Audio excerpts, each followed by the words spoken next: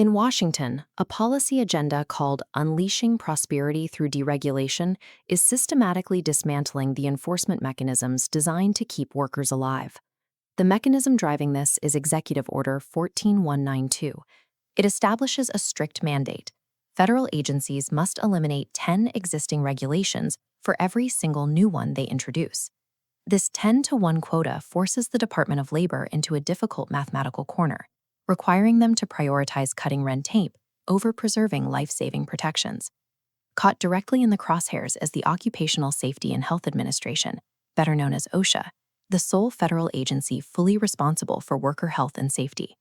Policies framed in boardrooms as market efficiency mechanisms are quietly tearing down the physical safety nets that millions of Americans rely on to survive their shifts. We can see exactly how this plays out by looking at January 2025. The administration issued a regulatory freeze pending review that immediately halted OSHA's pending federal heat injury and illness prevention standard. While signing an executive order takes seconds in an air-conditioned office, the brutal physical reality of outdoor labor during record-breaking summer temperatures is inescapable. This stark bar chart visualizes the scale of the threat. In 2023 alone, there were an estimated 28,000 heat-related workplace injuries. The frozen standard would have guaranteed clear, enforceable requirements for water, shade, rest breaks, and inspection quotas. Instead, those pending protections were erased. By halting the heat standard, the administration shifted the life-or-death burden of climate-driven hazards entirely onto unprotected, vulnerable workers. The rollback didn't stop at heat. In July 2025, OSHA published a notice of proposed rulemaking aimed at severely narrowing its own enforcement powers.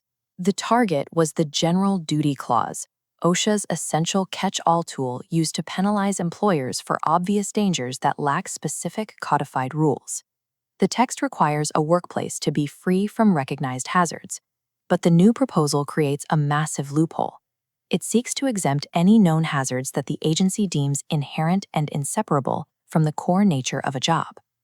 This specific inherent risk legal philosophy didn't come out of nowhere. It traces back to a 2014 dissenting opinion written by then-Circuit Judge Brett Kavanaugh. Kavanaugh was dissenting in a case involving SeaWorld, where the argument was made that interacting with deadly predators without physical barriers was intrinsic to a trainer's job, and therefore shouldn't be penalized by OSHA. Expanding this logic to the wider economy gives corporations a pass. It allows them to ignore entirely preventable dangers simply by arguing that the risk is just part of the job description. Take a look at this descending line graph. The annual inspection baseline of 38,000 under previous administrations has plummeted to just 32,000 worksite visits a year, and the inspections that happen have lost their bite. High penalties, significant cases dropped by a staggering 50%. The reason for this drop is hidden in the revised OSHA Field Operations Manual, which introduces a new system of generous corporate penalty discounts. First, employers now receive an automatic 15% penalty reduction simply for immediately correcting a hazard after they are caught during an inspection. Second, they get a 20% penalty reduction for having no recent history of violations. A company gets this discount even if their clean record exists solely because federal inspectors have never visited them before. If businesses face no severe financial threat for safety violations, their incentive to proactively protect their crews disappears. To understand the ground-level impact of these policies, we have to look at massive warehouse floors like this one, and the repeal of a regulation known as the Volks rule, which required employers to maintain accurate injury logs for 5 years. By repealing that rule, the administration legally limited OSHA to a tiny 6-month window to catch any unrecorded injuries. The consequence is simple. If a company successfully hides a workplace injury past that 6-month mark, they are granted a permanent safe harbor from citations. Combine this with the simultaneous repeal of the Walkaround rule, and non-union workers are now stripped of independent representation during safety audits.